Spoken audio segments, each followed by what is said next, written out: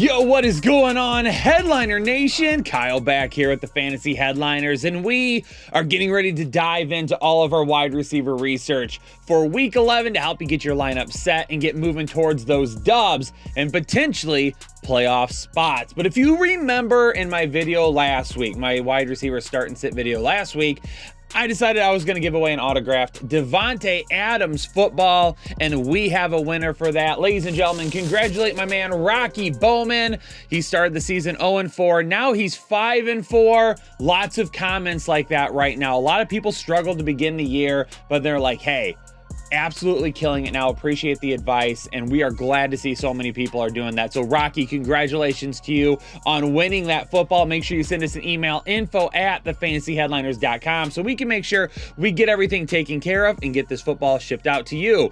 But we have got a ton of research to talk about today, and I want to make something very, very clear at the beginning of this episode. If you do not listen to the show, you are going to miss some information.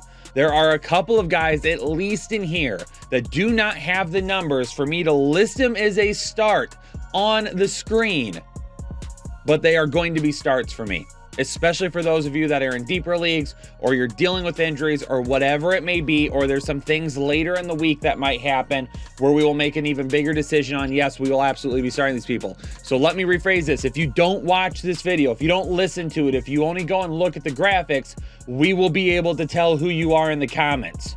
Watch the entire video and listen to the matchups. Let's go ahead and hop into it. We're going to start with Thursday Night Football, Tennessee and Green Bay. Unfortunately, no one from Tennessee is going to be a start for me. Yes, NWI is coming off a great game last week, but it's not enough. It's one game, right? It's not something where I'm going to just go crazy and be like, yeah, absolutely, we're going to start him this week. It's Green Bay. No.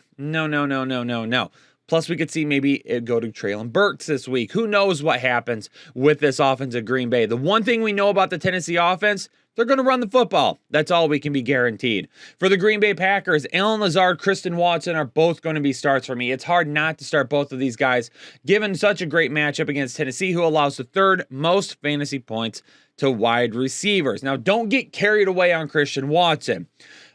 I mean, he had a great game last week, but this is a guy that has some inconsistencies in his game. He still has a lot of room to go. He could be a very good NFL player, but he's got some things that he has to really take care of first to get to that point of being a consistent playmaker every single week. But again, given the matchup, the fact that he's got that big play potential, another touchdown absolutely is possible this week.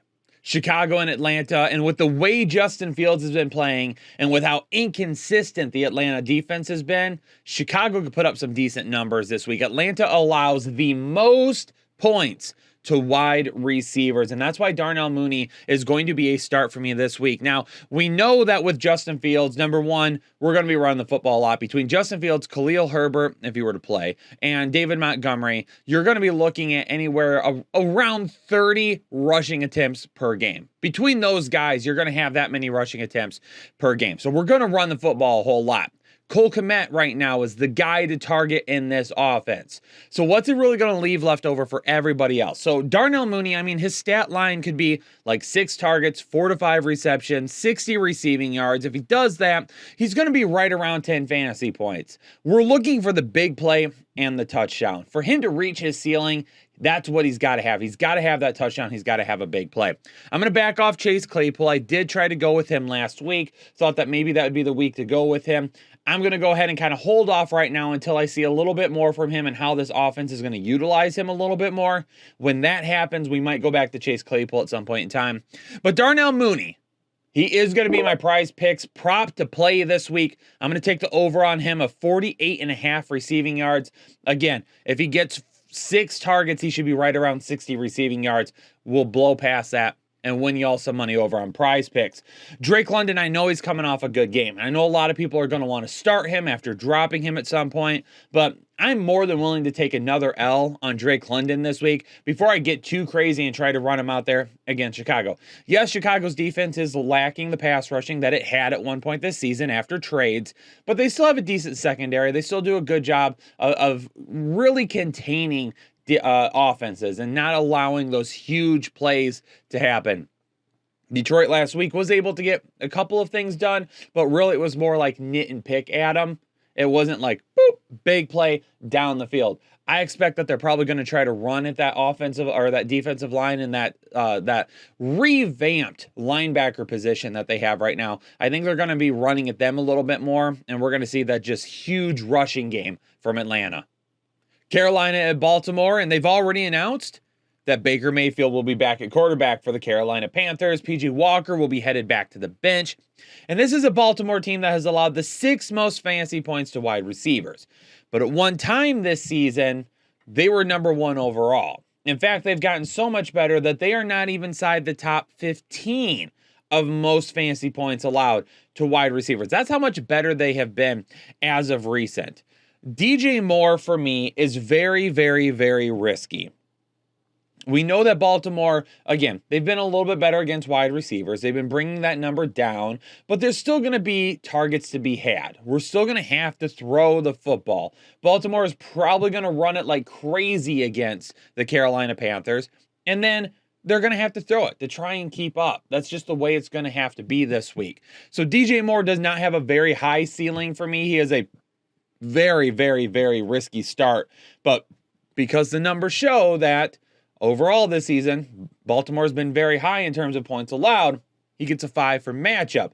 For me personally, I think it's more like a 3. And if it would be a 3, it would take him below being a start. And this is one of the reasons why I told all of you that you needed to watch at the beginning of the video, because there are some things that I'm going to have to talk through with you this week, because I don't think the numbers truly are indicative of what some of these people may or may not be able to do. So DJ Moore, for me, his ceiling is extremely low. He's a very risky start, but we might not be in a situation where we can afford to sit him, knowing that they're going to be throwing it a little bit more.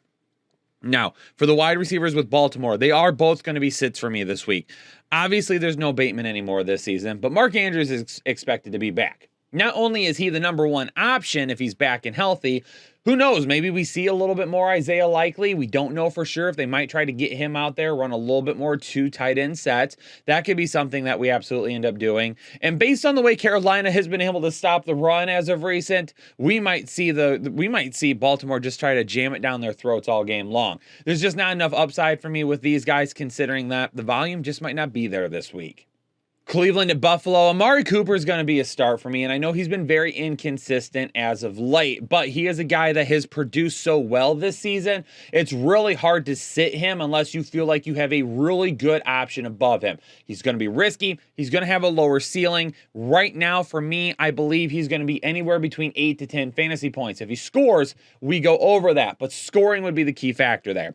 Donovan Peoples-Jones, he's been the best wide receiver for Cleveland over the last couple of weeks, and I would love to start him again this week like we did last week, but this matchup is too tough for me. I just feel like Buffalo's going to come out and they are going to be angry after that win or that loss to Minnesota last week. They are going to want to put it on Cleveland. We know Stephon Diggs is going to be a fantastic start. Always is. And Gabe Davis last week, even if you take away that no catch at the end of the game, listen, I love Gabe Davis. He didn't catch that football. All right, we all know that. You could see it in the replay. He didn't catch that football, but he still scored a touchdown. He still had a really good fantasy productive day for you if you started him, even if you take out that catch. So that doesn't bother me that much. Buffalo's going to want a huge bounce back. It's going to include absolutely trying to put it to Cleveland, and that means Diggs and Gabe Davis both could have nice fantasy days for you. Washington at Houston, and I know I've said it many times before, but surprisingly enough, Houston allows the 5th fewest fantasy points to wide receivers. Now, again, part of that is because of the way people run the football against them. They give up tons of fantasy points to running backs because people are just running. And when you've got a team like Washington that's got, Brian Robinson and Antonio Gibson in the backfield, we're probably going to see a lot of work from those guys this week. It leaves a little to be desired for Curtis Samuel and Jahan Dotson. Dotson's still working his way back from injury. Out there last week, is he truly 100%? Is it going to take him a few games to kind of get his legs under him again? Those are things that we'll keep an eye on. But the one thing we do know, Taylor Heineke loves himself some Terry McLaurin. And let me tell you what, we love you, Heineke, for loving Terry McLaurin. He's going to be a start for me this week. Very safe in terms of the amount of targets he will get because he'll be the number 1 targeted player in that offense. For Houston, Washington's a good matchup, but there just isn't enough upside here for me to start these guys on a weekly basis right now. I mean, Nico Collins is 100% touchdown dependent. If you're really looking for an emergency option, he might score a touchdown this week, which is really all we could get from him, like legit. 4 targets, a touchdown, and maybe 25 to 30 receiving yards is what we'd get from Nico Collins. It barely even makes him a start. So if you're in an emergency pinch and you need somebody, I would honestly recommend Collins over Cooks this week. It's just, it's so much reliant on that touchdown that becomes an issue. For Brandon Cooks, he hasn't scored a touchdown since week 4, and he's only had 80 receiving yards 1 time this season. We've just got to be done with Brandon Cooks for right now until we really see Houston get him worked into the game plan much better than he currently is.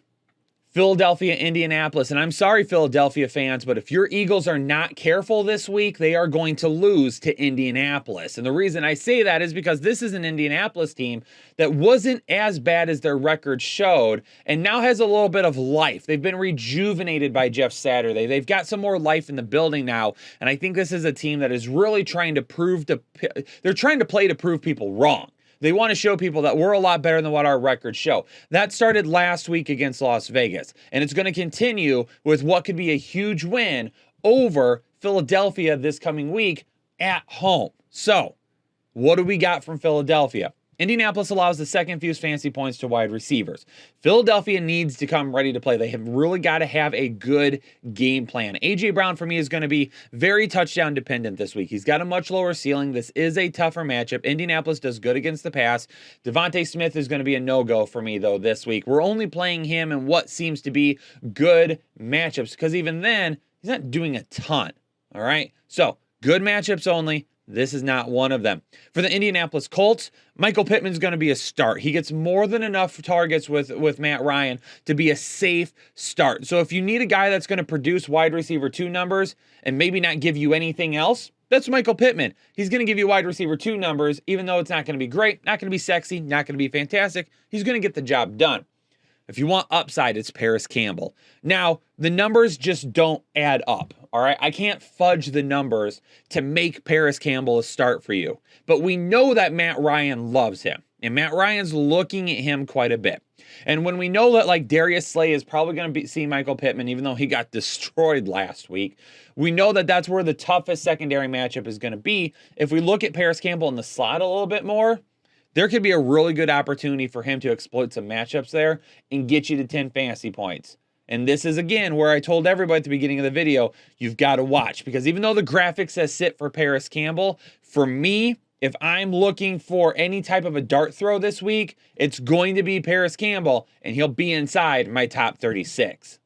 The New York Jets and the New England Patriots look like it's going to be a defensive battle between these two teams. So I've only got 2 guys listed as starts here, which honestly is probably correct. Garrett Wilson, I don't think he has a ton of upside, but I do think that he has the highest ceiling in terms of potential targets this week. Now, keep in mind, throughout this entire matchup, the Jets allow the 7th fewest fantasy points to wide receivers.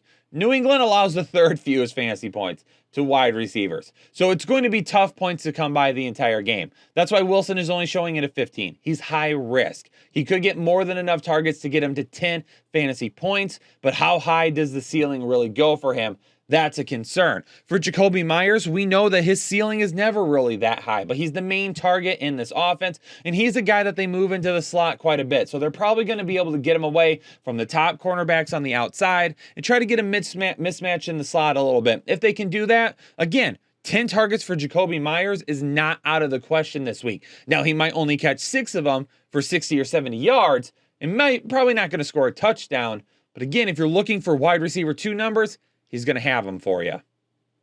The Los Angeles Rams at the New Orleans Saints. And you're going to be looking at the graphic right now saying, how are we not starting A-Rob or Van Jefferson? It's easy. I don't even know if Matthew Stafford is going to play this week. As of this recording, he hadn't been cleared to return from the concussion protocol. I don't even know if he's going to be out there this week.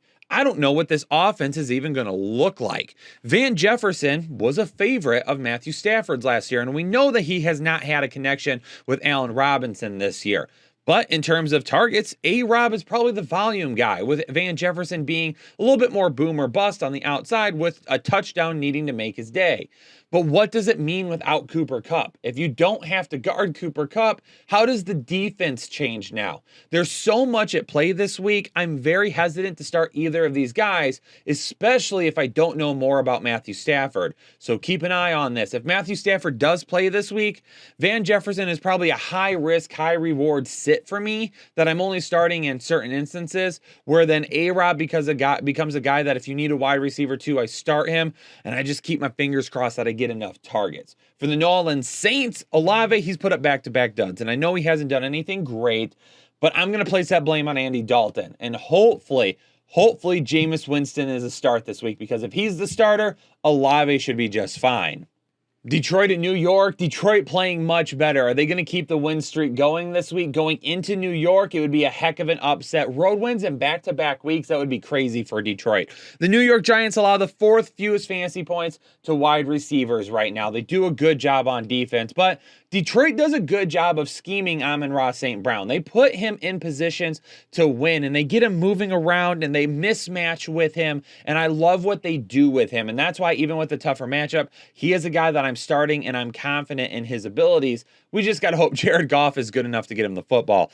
For the New York Giants, now the last 2 weeks, Detroit has allowed the 9th fewest fantasy points to wide receivers. That was going against Aaron Rodgers. That was going against Justin Fields and a guy that has been hot as of recent. Now, a majority of those points last week from Fields came on blown plays to Cole Kmet. So you can make the argument that maybe Detroit is not nearly as good as what we think they are, or that maybe their defense has been a little bit lucky.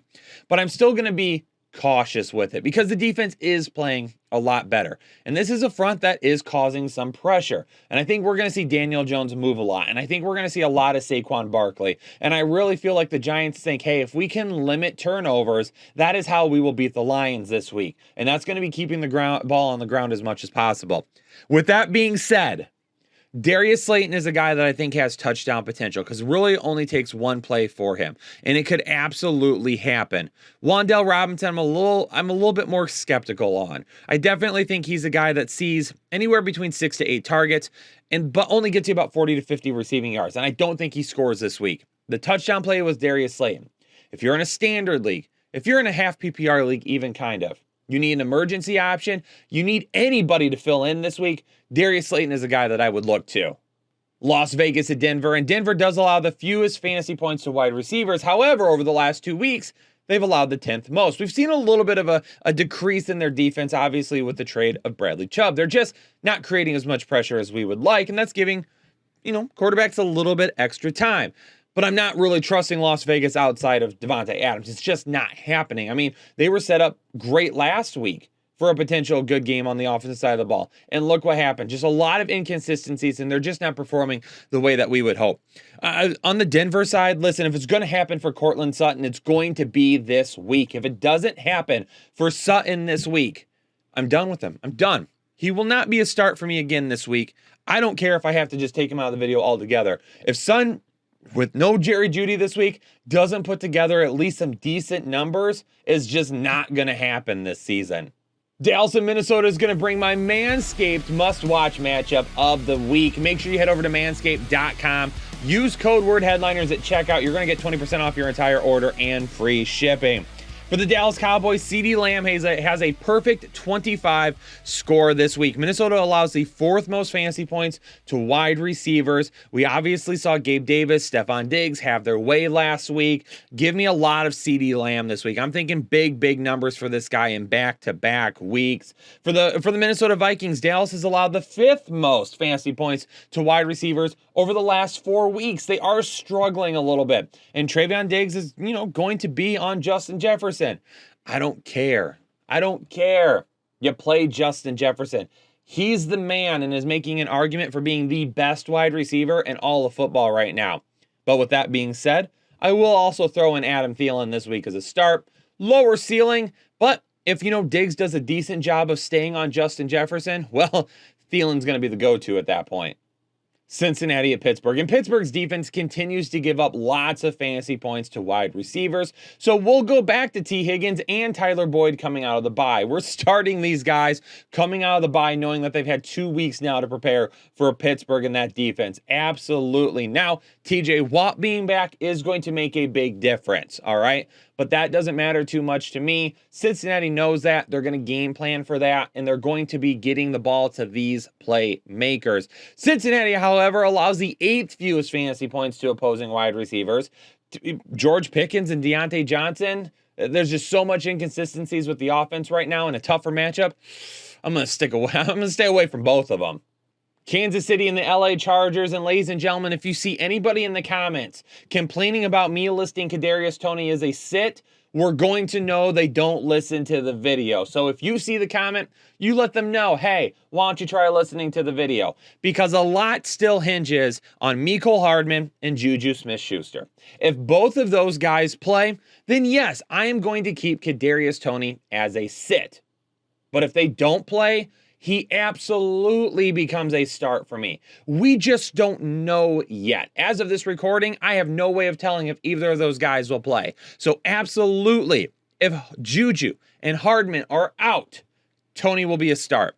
If Juju plays, Juju will be a start. If Hardman is out, we'll talk about Toney a little bit more. I'll probably start Toney as well if Hardman is out. If Hardman and Juju are both in, then Toney and Hardman are going to be sits, and Juju will be a start.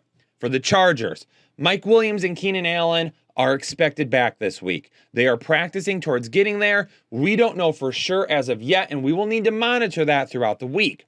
Mike Williams, given this matchup against Kansas City that allows the 5th most fantasy points to wide receiver, if he plays this week, I'm absolutely going with him. The one person I'm not going to go with is Keenan Allen. If Keenan Allen plays this week, I'm still going to go with Josh Palmer and Mike Williams as sits. I feel like they're going to work Keenan Allen back slowly. This is twice now that he hasn't been able to make it back after re-aggravating his injury. They're going to play it slow with him, and they're going to be careful. Because of that, I will sit him, and I will go with the other guys this week. Monday Night Football is going to bring a fun one between San Francisco and Arizona, and we've got a lot of starts here. Debo is going to continue to be a start for me. Brandon Ayuk, yes, he dropped a pass in the end zone. Yes, he had a fumble earlier in the game. He's still putting up points, though. He's getting targets. He's getting looks, and we've seen his volume ramp up. In fact, at one point this season, his production and his volume scores were zeros. And now they're both 3s. That just tells you how much more they've been looking at him as of recent. Yes, the volume might not be there as much, but when you've got CMC, you've got Elijah Mitchell, who ran the football well last week, you've got George Kittle, and you've got Debo Samuel, the field is going to be open for Ayuk down the field quite a bit. Big plays are in his future. For the Arizona Cardinals, Rondale Moore is playing great. DeAndre Hopkins is playing great. We're going to start both of these guys this week. Absolutely. But the thing to keep an eye on is Marquise Brown. Marquise Brown is a guy that is working his way back, and he's going to be expected back possibly in the next couple of weeks. If that happens, we're going to have to do an entire reevaluation of this offense, because Marquise Brown coming back is going to throw a wrench into things. But Rondale Moore has been one of the most productive wide receivers over the last 3 weeks. We'll absolutely start him in this matchup. Ladies and gentlemen, that's going to do it for me today. I appreciate everybody who took their time to tune into this video, actually listen to it, and gather the information we've got for them. Hit the like button for me if you appreciate that content. Comment down below if you've got questions, and if you're new here, you got to subscribe and become a part of Headliner Nation today. I appreciate you all. Stay safe, stay healthy. I'll catch you all in the next episode of the Fantasy Headliners.